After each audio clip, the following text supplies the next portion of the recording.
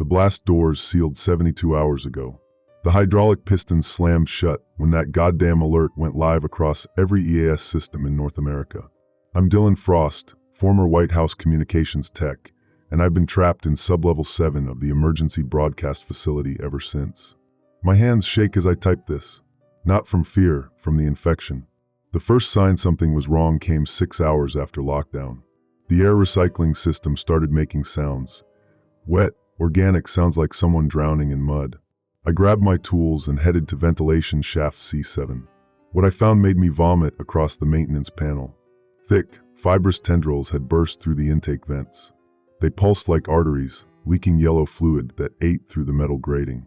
The smell hit me like a sledgehammer, rotting meat mixed with fresh soil and something sweet, like overripe fruit. I grabbed bolt cutters from the emergency kit. The moment the blades touched the nearest tendril, it screamed. Not a human scream, something between tearing metal and a dying animal. The sound vibrated through my teeth. The severed piece writhed on the floor, spraying more of that yellow fluid. Where it hit my boots, the leather began dissolving. I backed away, but the damage was done. The fluid had splashed onto my left hand. That was 18 hours ago. Now there's a patch of rough, brown skin on my knuckles that throbs with my heartbeat. I spent the next day trying to access the secure servers. Most of the classified files were corrupted, but deep in the backup drives, I found it, a 3-minute video labeled POTUS Final AUTH, eyes only. The president's face filled my screen, blood trickling from his nose. Behind him, windows showed fires burning across Washington. "If you're watching this, dark contingency has been compromised," he said, his voice cracking. The protocol was hijacked by something we called Project Mycelium. The yellow zones aren't screening centers, they're conversion sites. They're not treating the infected, they're creating them. His hands trembled as he held up a classified folder. The rot mothers were test subjects from 2019. We thought they were dead. We were wrong. They've been spreading through the underground infrastructure, waiting. The EAS broadcasts contain subsonic frequencies that accelerate the fungal conversion. Every alert makes them stronger. The president's left eye began bleeding. They're not screening you. They're seeding you. If your skin develops bark-like patches, you have maybe 72 hours before rooting. Salt water dissolves their network temporarily. Fire works better. Don't trust any broadcast after 11:47 p.m., October 15th. That's when they took control. The video cut to static. I checked my watch. October 18th, 3:22 a.m. A bang echoed through the facility. Then another. Something was pounding on the blast doors from the outside. I pulled up the external cameras. Clara Wynn stood in the corridor, at least, what used to be Clara. She'd been the CDC liaison assigned to our facility. Now her hazmat suit hung in tatters around a body that was more plant than human. Her skin had split open like bark, revealing a network of pulsing roots underneath. Her fingers had elongated into branch-like appendages that scraped against the reinforced steel. When she opened her mouth to scream, I saw rows of human teeth embedded in wooden gums. She slammed her transformed fists against the door. Each impact sent vibrations through the floor that made my infected hand burn. More figures appeared on the cameras. Silas Kane from building security, his uniform fused with bark that had grown through his flesh. Nia Holt from the motor pool, her legs split and sprouting root systems that burrowed into the concrete floor. Zane Marsh, the helicopter pilot, whose skull had cracked open to allow branch growth, small leaves sprouting from his scalp. They all moved with jerky, unnatural motions, like marionettes operated by a drunk puppeteer. The pounding intensified. Through the reinforced cameras, I watched Clara's mouth stretch impossibly wide. A subsonic frequency emerged, not heard but felt. The walls of the bunker began to vibrate. Dust rained from the ceiling. My infected hand spasmed. The bark patch spread up my wrist. I ran to the weapons cache and grabbed everything useful. M4 carbine, incendiary rounds, C4 charges, and a flamethrower. The facility's emergency protocols would activate in 4 hours, flooding the bunker with what the computer called atmospheric decontaminant. After watching Clara's transformation, I knew it wasn't decontaminant. It was concentrated spores. The subsonic frequency grew stronger. Cracks appeared in the blast door's reinforcement. Through the gaps, yellow fluid began seeping in. I placed C4 charges around the emergency exit, a vertical shaft leading to the surface. The explosion would either kill me or give me a chance to escape. Either way, I wouldn't become like Clara. The bark patch reached my elbow. I could feel it connecting to something vast and alien underneath the facility. Roots, networks, a collective hunger that wanted to absorb everything. I hefted the flamethrower and checked the fuel gauge. Full tank. The blast door shuddered. Metal screamed as something began tearing through 3 inches of reinforced steel. Clara's transformed hand burst through, bark-covered fingers spreading wide to reveal a palm that had become a gaping maw lined with wooden teeth. I triggered the C4. The explosion launched me up the emergency shaft like a human cannonball. My back slammed into the ladder rungs, ribs cracking. Blood filled my mouth. The flamethrower's fuel tank dented but held. Above me, daylight filtered through the surface grate. Behind me, the bunker filled with Clara's inhuman shrieking. I climbed toward the light, my infected arm throbbing with each movement. The bark patch had reached my shoulder.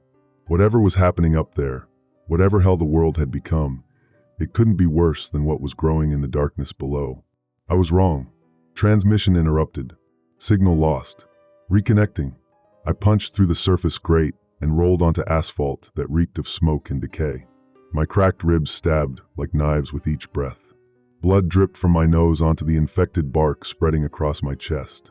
Washington, D.C. was a battlefield. Machine gun fire rattled from the Lincoln Memorial direction. I crawled behind an overturned Humvee, glass shards cutting through my palms.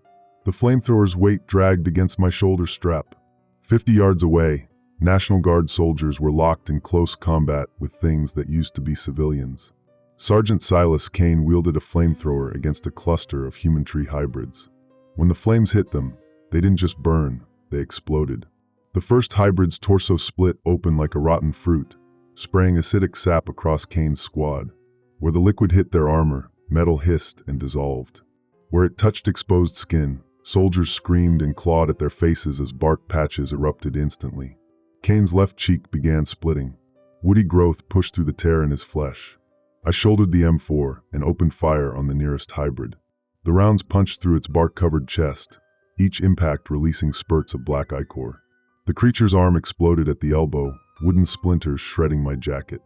It kept advancing on root legs that left smoking holes in the asphalt. My infected arm seized up. The bark had reached my collarbone, the rough surface cracking and bleeding yellow sap down my chest. A Black Hawk helicopter thundered overhead, its rotors chopping the air unevenly. Something was wrong with the aircraft. Wooden growths spiraled around the tail rotor. The pilot, Zane Marsh, hung halfway out of the cockpit, his body suspended by fungal tendrils that had grown through the controls and wrapped around his torso. The chopper lurched sideways. Its infected hull sprouted branch-like protrusions that caught the wind wrong. Marsh's half-transformed face pressed against the cockpit glass, his jaw unhinged to accommodate the wooden growths splitting his skull. The Black Hawk crashed into a metro bus. The explosion showered the street with burning metal and writhing plant matter. Pieces of Marsh's body, still connected by root systems, scattered across the intersection. I sprinted toward an abandoned Humvee, my boots splashing through puddles of that yellow infection fluid. Each step sent shockwaves up my infected arm. The bark was growing faster, fed by my elevated heart rate. Behind me, something roared. The sound came from underground, a bass note that vibrated through the street and up into my bones. Manhole covers buckled and popped. Steam geysers erupted from storm drains, carrying clouds of spores that glittered in the smoke-filled air. The rot mother was rising. It emerged from the Lincoln Memorial Metro station, like a cancer breaking through skin. 30 feet of twisted human bodies fused with bark and fungal matter. I could see faces embedded in its trunk, dozens of them, mouths opening and closing in silent screams. Arms and legs protruded at impossible angles, all writhing independently. The creature's base was a mass of root systems that tore through concrete and rebar.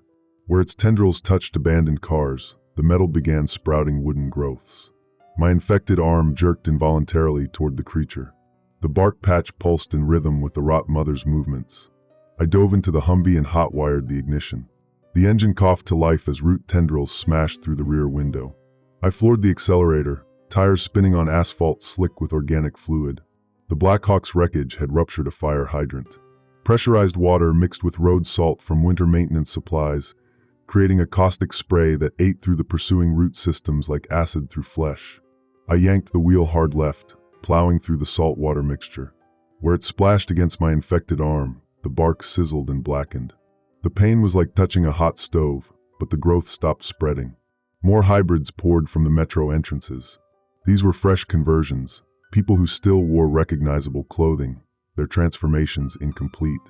A businessman in a torn suit had branches growing through his briefcase, the leather fused with his palm. A jogger's running shoes had split open to accommodate root systems that left smoking footprints. I grabbed a road flare from the Humvee's emergency kit and lit it. The red flame cast dancing shadows across my infected arm. The bark recoiled from the heat. A hybrid slammed into the passenger door. Its face was a mass of splintered wood where a nose used to be. When it opened its mouth, beetles poured out, not real insects, but woody growths shaped like scarabs. They scattered across the dashboard, tiny legs scratching against plastic. I shoved the flare into the creature's mouth. Its head erupted in flames, the fire spreading down its throat and igniting the spores in its chest cavity. The explosion blew out the passenger window, covering me in burning sap that ate through my jacket sleeves. The Humvee's engine seized. Black smoke poured from the hood. I grabbed the flamethrower and bailed out, rolling across asphalt that peeled the skin from my knuckles. The rot mother had grown larger. It was absorbing the destroyed vehicles, the metal and plastic integrating into its woody mass. Kane and his surviving soldiers had formed a defensive circle, their flamethrowers creating a wall of fire that barely held the advancing root systems at bay. Kane's transformation was accelerating. His left arm had become completely wooden, bark covering the flesh from shoulder to fingertips. When he pulled the flamethrower's trigger, the weapon had fused with his infected hand, the metal grip growing into his palm like a mechanical parasite. I ran toward their position, my infected arm dragging at my side. The bark had spread across my shoulder blade, the rough surface splitting my shirt. Each footstep jarred my cracked ribs, but the alternative was becoming part of the rot mother's network. A spore cloud drifted across my path. I held my breath and dove through it, but the microscopic particles clung to my exposed skin. Where they landed, new bark patches erupted instantly, small at first, but growing. My entire left side was becoming wood. Kane saw me approaching and gestured with his transformed arm toward a storm drain. His vocal cords were too infected to speak, but his meaning was clear: the NSA facility, the source of the hijacked broadcasts. I nodded and dropped into the tunnel system. Salt water from the broken hydrant had collected in the drainage pipes, creating a caustic river that dissolved the root networks trying to follow me underground. The current carried me toward the facility, my infected body parts burning in the salt solution. Behind me, Kane's flamethrower fell silent. The rot mother's roar shook dirt from the tunnel ceiling. I was running out of time. Transmission continuing. Signal strength, 47%. Battery critical. The storm drain spit me out at the NSA facility's loading dock. Salt water had burned away most of the bark on my left arm, leaving raw, bleeding flesh that steamed in the cold air. My ribs ground together as I hauled myself out of the drainage pipe. The facility looked normal from outside: concrete walls, security cameras, chain-link fence. But the smell hit me like a physical blow, rotting wood mixed with ozone and something metallic that coated the back of my throat. I cut through the fence with bolt cutters, the metal snapping under pressure. Each movement sent jolts up my infected spine where new bark patches had erupted during the underground journey. The loading dock doors hung open, revealing corridors lined with human trees. But these weren't the passive conversions from the surface. These moved. I stepped inside and immediately ducked as a branch whip cracked through the air where my head had been. The nearest hybrid, formerly a security guard based on the badge fused into its bark chest, swung its elongated arm like a club. The impact shattered concrete where I'd been standing. I rolled left, shouldering the flamethrower. The fuel ignited in a cone of orange death. The hybrid's wooden exterior caught immediately, but instead of falling, it exploded outward. Splinters the size of railroad spikes embedded themselves in the opposite wall. One grazed my infected shoulder, the woody growth there absorbing the impact and growing thicker. More hybrids emerged from side corridors. Their root systems had burrowed through the floor tiles, creating a network of trip wires that snapped at my ankles. I leapfrogged over the root maze, boots splashing in puddles of that yellow fluid that ate through the rubber soles. A ceiling tile crashed down, revealing Nia Holt suspended in the ventilation system. What used to be her torso had stretched and twisted into a woody rope that wrapped around the support beams. Her face, still recognizably human, hung upside down as her bark-covered claws swiped at my scalp. I grabbed a fire axe from an emergency station and swung upward. The blade bit deep into her wooden midsection, releasing a geyser of black sap that burned my face like acid. Her claws raked across my back, tearing through my jacket and leaving 4 parallel gouges that immediately sprouted bark. The axe stuck. I abandoned it and kept running. The facility's walls were bleeding. Not red blood, thick, amber sap that oozed from cracks in the concrete. Where it pooled on the floor, new root systems sprouted, creating a constantly shifting obstacle course. I reached a stairwell and started climbing. Each step jarred my infected spine, the bark patches there fusing with my vertebrae. My left leg was stiffening as wooden growth replaced muscle tissue. On the 3rd floor, I found the server room. The door had been torn off its hinges from the inside. Beyond it, cables writhed like serpents, their plastic insulation replaced by bark. Servers breathed, their cooling fans replaced by leaf-like structures that rustled with each inhalation. At the room's center sat Esme Todd, or what she'd become. The former NSA cryptographer was connected to every system by root tendrils that had grown through her skull and down her spine. Her fingers had fused with the keyboard, becoming part of the terminal itself. When she turned toward me, half her face was still human. The other half was polished wood grain with a knothole where her right eye should be. Her remaining human eye tracked my movement. Her wooden lips moved, creaking like old floorboards, salt, water, in the cooling systems. I followed her wooden finger to a maintenance panel. Inside, pipes carried liquid nitrogen to cool the servers. I grabbed a crowbar and smashed the connections, redirecting the supercooled liquid into the facility's water mains. The effect was immediate. Root systems throughout the building began crystallizing and shattering. The organic cables released their grip on the servers with sounds like breaking bones. But the building itself was fighting back. The floor beneath my feet began to pulse. The concrete was becoming organic, infected by the same fungal network. Cracks spread outward from my footsteps, revealing wooden structures underneath the man-made materials. A wall burst inward. The rot mother had grown, incorporating the entire facility into its body. What I'd thought was a building was actually the creature's torso. The corridors were its digestive tract. The rooms were organs. I was inside a living thing. The liquid nitrogen pipes ruptured completely, flooding the server room with supercooled fog. Where it touched the organic walls, they blackened and cracked. But the rot mother adapted, sealing off damaged sections with rapid woody growth. Esme's human eye rolled toward a red button on the wall, the facility's self-destruct. Her wooden fingers began typing on the fused keyboard, entering access codes that appeared on screens throughout the room. The building convulsed around us. Walls contracted like stomach muscles. The ceiling pressed downward, forcing me to crawl toward the self-destruct panel. My infected spine bent wrong, bark patches cracking and bleeding sap down my back. I slapped the button. Nothing happened. Esme's wooden mouth creaked again. Need 2 keys? She held up her transformed hand. Where her thumb should be, a metal key had grown through the bark. I looked down at my own infected arm. The bark on my palm was splitting, revealing something metallic underneath. My body was becoming part of the facility's security system. I pressed my palm against the scanner. The metal key that had grown through my flesh aligned with the mechanism. Pain shot up my arm as the scanner read my biological signature. The self-destruct activated. Red lights bathed the organic server room as a computerized voice announced, "Facility destruction in T-10 minutes." The rot mother's response was immediate. The walls began secreting digestive acid that ate through my boots and started on my feet. I grabbed a nitrogen canister and used it like a jetpack, the escaping gas propelling me toward the emergency exit. Behind me, Esme Todd smiled with her remaining human lips as root tendrils pulled her deeper into the network. Her last human words echoed through speakers throughout the facility. Upload, complete, spreading, to all networks. I smashed through a window as the building behind me began to dissolve. The rot mother was retreating underground, abandoning the facility to save its core intelligence. But it was too late. Whatever Esme had uploaded was already propagating through the internet, social media, emergency broadcast systems. I hit the ground hard, my infected leg snapping at an unnatural angle. Bark had replaced most of the bone structure. I dragged myself away from the facility as the building collapsed inward, revealing the massive root system that had been the rot mother's true body.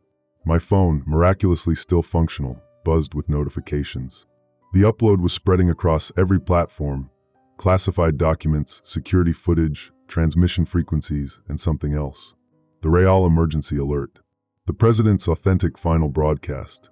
Instructions for fighting the infection. My infected arm jerked toward the phone screen. The bark was spreading faster now, fed by my elevated pulse and the acid burns covering my feet. I had maybe 30 minutes before the transformation reached my brain stem.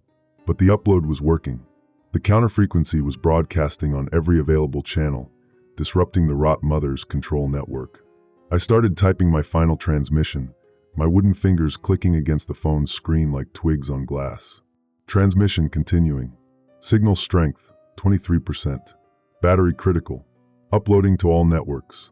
My shattered leg dragged through the rubble as I crawled toward the facility's transmission core.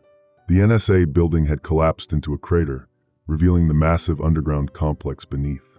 Root systems as thick as subway trains burst from the earth, writhing against the sky like the tentacles of some buried god. The bark infection had reached my neck. My vocal cords creaked when I tried to swallow. Each breath rasped through airways that were slowly becoming hollow wood. I rappelled down fiber optic cables into the crater's depths, my wooden fingers struggling to maintain grip on the smooth surface. 50 feet down, I landed on a platform that pulsed like living tissue. The impact sent vibrations up my infected spine, each vertebra now a separate piece of hardwood grinding against its neighbors. The transmission core spread before me like a mechanical forest. Servers had grown into trees, their cooling fans replaced by rustling leaves that processed data with each flutter. Power cables writhed through the air, connecting to organic terminals that bled electricity. At the center stood the rot mother's true form. It had shed its earlier disguise. No longer a collection of human tree hybrids, it was now pure alien intelligence made manifest. 40 feet of crystalline bark shot through with veins of liquid light. Its canopy spread across the entire chamber, roots diving deep into the Earth's core, where they tapped geothermal energy directly. The creature's trunk was riddled with screens, thousands of them, each displaying a different data stream. Social media feeds, government communications, emergency broadcasts, all flowing through its wooden neurons at light speed. My infected arm jerked toward the nearest terminal. The bark patches across my body pulsed in synchronization with the creature's data flow. The network was calling me home. I bit down on my tongue until it bled, using the pain to maintain motor control. My backpack contained the last of the liquid nitrogen canisters and a brick of C4 with a radio detonator. The facility's self-destruct had failed, but I could improvise. A root tendril burst from the platform beneath my feet. I rolled sideways, my broken leg bending at an angle that would have snapped healthy bone. The woody growth there simply creaked and held. More tendrils erupted around me. I triggered the first nitrogen canister, the escaping gas flash freezing everything in a 15-foot radius. The rot mother's roots shattered like icicles, releasing spurts of luminescent sap that hissed against the platform. The creature's response was immediate. The air filled with spores so thick they formed visible clouds. Where they touched my exposed skin, new bark patches sprouted instantly. My forehead split open as woody growths pushed through the flesh, small branches sprouting from my temples. I stumbled toward the main data hub, a mass of organic cables that formed the creature's spinal cord. My vision was fragmenting as bark growth pressed against my optic nerves. The world became a kaleidoscope of green and brown, data streams overlaying my visual field. A massive root slammed down where I'd been standing. The impact crater was lined with teeth, not human teeth, but wooden fangs that gnashed together with sounds like a lumber mill. The creature was trying to digest me. I dove between two server trees, their leaf screens flickering with corrupted emergency broadcasts. The original dark contingency alert played on loop, but now I could see the hidden data layers. Subsonic frequencies designed to accelerate fungal growth. Visual patterns that triggered hibernation responses in human neural tissue. My left eye went dark as bark growth covered the socket. I navigated by sound now, the creature's wooden heartbeat echoing through the chamber, the electronic whisper of data flowing through organic circuits. A cable wrapped around my ankle and lifted me into the air. I hung upside down, blood pooling in my wooden skull as the rot mother's feeding appendages approached. These were hollow tubes lined with grinding surfaces, designed to process organic matter into raw nutrients. I pulled the pin from a thermite grenade and shoved it into the nearest feeding tube. The explosion severed the cable holding me, and I crashed onto a server platform that immediately began trying to digest my infected leg. The acid secreted by the platform ate through fabric and flesh, but the woody growth was resistant. My leg began absorbing the digestive enzymes, using them to fuel further transformation. I could feel my femur splitting as new root systems grew through the marrow. I crawled toward the central processing node, my wooden fingers leaving splinter trails on the organic floor. The C4 was armed, but I needed to place it at the exact convergence point where the creature's neural network connected to the global internet. The rot mother's main trunk loomed above me. Its bark surface was covered in human faces, not embedded victims like before, but perfect wooden replicas carved into the grain. They moved, mouths opening and closing in silent screams that matched the frequencies of every emergency broadcast in history. I pressed the C4 against the convergence node and activated the timer. 60 seconds. The creature's response was immediate and desperate. Every root in the chamber turned toward me, moving with mechanical precision. But it was too late to stop the detonation without severing its own connection to the global network. Instead, it chose assimilation. Dozens of neural interface cables penetrated my skull, driving through bark and bone to connect directly with my brain stem. The pain was instant and overwhelming, not the dull ache of transformation, but the sharp agony of foreign intelligence forcing its way into my nervous system. My body convulsed as the rot mother's consciousness flooded my neural pathways. Data streams poured through my optic nerves, overwhelming my visual cortex with information. Social media posts, government communications, emergency broadcasts from around the world, all flowing through my infected brain. But the upload Esme had initiated was still active. Even as the creature tried to dominate my consciousness, counterfrequencies propagated through its own network. The Real emergency alert was broadcasting on every available channel. My wooden fingers, now fused with the control terminal, began typing automatically. Not under my control, but not under the creature's either. Some hybrid intelligence was emerging from the fusion of human creativity and alien processing power. The message went out across every platform simultaneously. This is Dylan Frost, White House Communications. Dark contingency compromised. Yellow zones are conversion sites. Government infiltrated by alien fungal intelligence. Salt water dissolves infection temporarily. Fire destroys root networks. Subsonic frequencies in all EAS broadcasts after October 15th, 11:47 p.m. are contaminated. Counterfrequency attached to this transmission. Upload spreading to all social media platforms. Classified documents attached. Project Mycelium files attached. President's real final broadcast attached. The trees remember being human. They're still conscious in there. Don't get close enough to hear them scream. Burn everything. This is the last clean transmission. The timer hit 10 seconds. The rot mother's neural cables began withdrawing from my skull, but they were too deep, too integrated. My brain tissue had already begun converting to woody matter.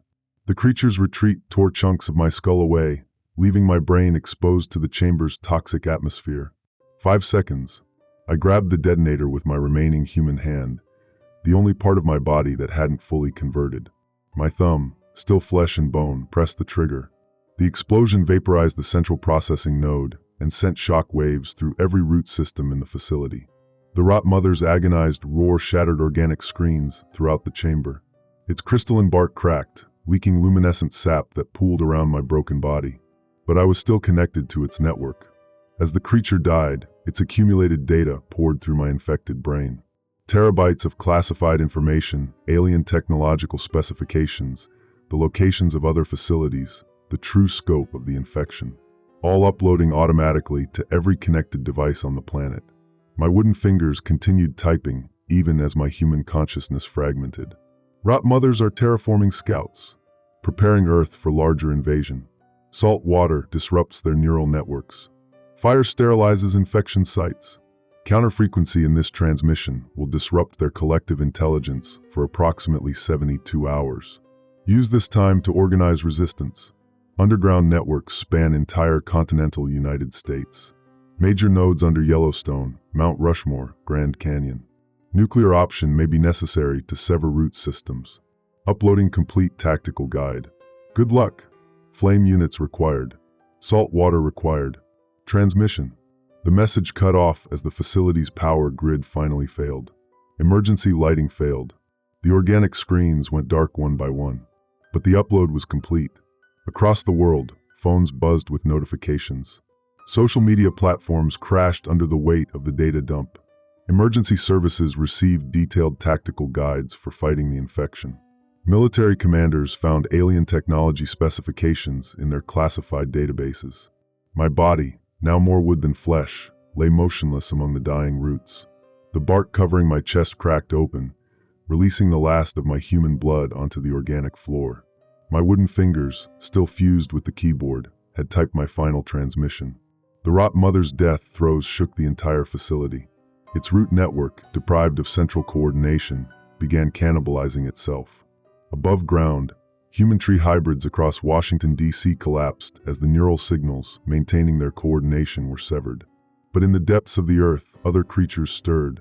Larger ones, older ones. The rot mother had been just the advanced scout.